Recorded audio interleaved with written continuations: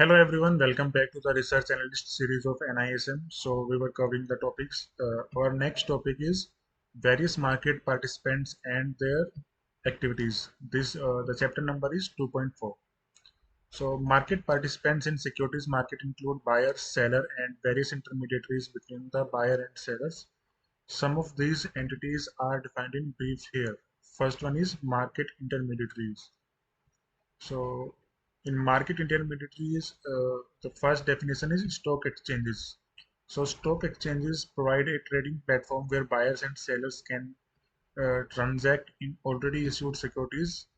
Stock markets such as NSE, BSE, and MSCI are nationwide exchanges.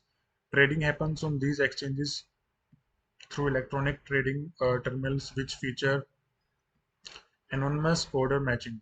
Stock exchanges also appoint clearing and settlement agencies and clearing banks that manage the funds and securities settlement that arise out of these trades. Second definition is depositories. So, depositories are institutions that hold securities like shares, debentures, bonds, government securities, mutual fund units of investors in electronic form. Investors open an account with the depository through a registered depository participant. They also provide services related to transactions in the securities held in dematerialized form. Currently, there are two depositories in India that are registered with SEBI.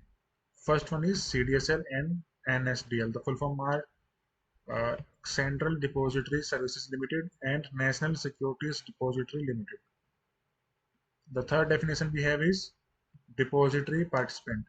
A depository participant or DP is an agent of the depository through which it interfaces with the investors and provides depository services. Depository participants enable investors to hold and transact in securities in the dematerialized form, while the investor level accounts in securities are held and maintained by the DP. The company level accounts of the securities issued in held and maintained by the depository. Depository participants are appointed by the depository with the approval of SEBI. Public financial institutions, scheduled commercial banks, foreign banks operating in India with the approval of the Reserve Bank of India. State financial corporations, custodians, stockbrokers, clearing corporations, and clearing houses. NBFCs and registrar to an issue and share transfer agents complying with the requirements prescribed by SEBI can be registered as a DP. Next definition we have is trading members. So trading members or stockbrokers are registered members of a stock exchange. They facilitate buy and sell transactions of investors on stock exchanges. All secondary market transactions on stock exchanges have to be essentially conducted through registered brokers of the stock exchange.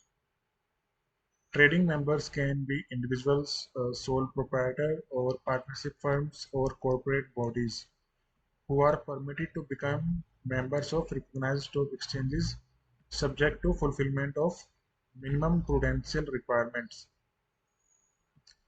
Authorized person. So, authorized person is any person, individual, partnership firm, LLP, or body corporate who is appointed by a stockbroker or trading member as an agent to reach out to the investors scattered across the country. A stockbroker may appoint one or more authorized persons after obtaining specific prior approval from the stock exchange concerned for each such person. The approval as well as the appointment of authorized persons is for a specific segment of the exchange. SEBI had earlier allowed spread of sub-brokership as well as authorized persons network to expand the brokers network. However, SEBI board in its meetings held on 21st of June 2018 decided that sub-brokers as an intermediary shall cease to exist with effect from April 2019. 1st April 2019, all existing sub-brokers would migrate to become authorized persons, APs, or trading members. If the sub-brokers meet the eligibility criteria prescribed under stock exchange bylaws and SEBI regulations, and by complying with these regulations. Custodians. A custodian is an entity that is charged with the responsibility of holding funds and securities of its large clients. Typically, institutions such as banks, insurance companies, and foreign portfolio investors. Besides safeguarding securities, a custodian also settles transactions in these securities and keep track of corporate actions on behalf of its client. It helps in these three things. So first one is maintaining a client's securities and funds account, collecting the benefits or rights accruing to the client in respect of securities held, keeping the client informed of the actions taken or to be taken on their portfolios. Next definition is clearing corporation. So clearing corporations play an important role in safeguarding the interest of investors in the securities market. Clearing agencies ensure that members on the stock exchange meet their obligations to deliver funds or securities. These agencies act as a legal counterparty to all trades and guarantee settlement of all transactions on the stock exchanges. It can be a part of an exchange or a separate entity. Clearing banks. Clearing banks act as an important intermediary between clearing members and the clearing corporation. Every clearing member needs to maintain an account with the clearing bank. It is the clearing member's responsibility to make sure that the funds are available in its account with the clearing bank on the day of pay-in to meet the obligations arising out of trades executed on the stock exchange.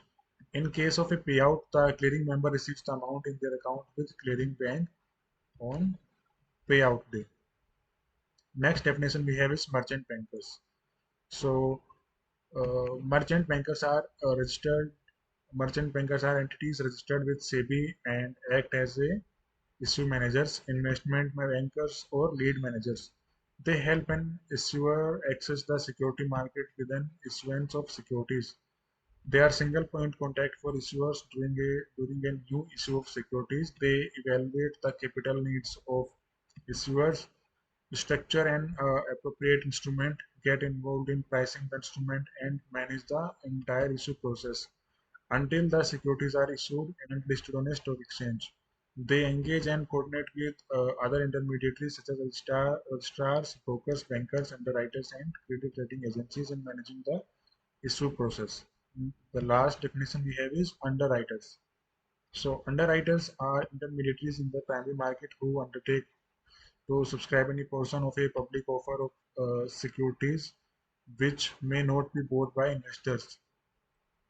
They serve an important function in the primary market, providing the issuer the comfort that if the securities being offered to public do not elicit the desired demand from investors, the underwriters will step in and buy the securities. When the underwriters make their commitments at the initial stages of the IPO, it is called hard underwriting. Soft underwriting is the commitment given once the pricing is determined. The shares that devolve are usually placed with other financial institutions, thereby limiting the risk to the underwriter. Soft underwriting also comes with a clause that provides the option to exit from the commitment in the event of certain events occurring. The next topic we have is institutional participants, and we will cover this topic in the next video. So that's it for now. Thank you.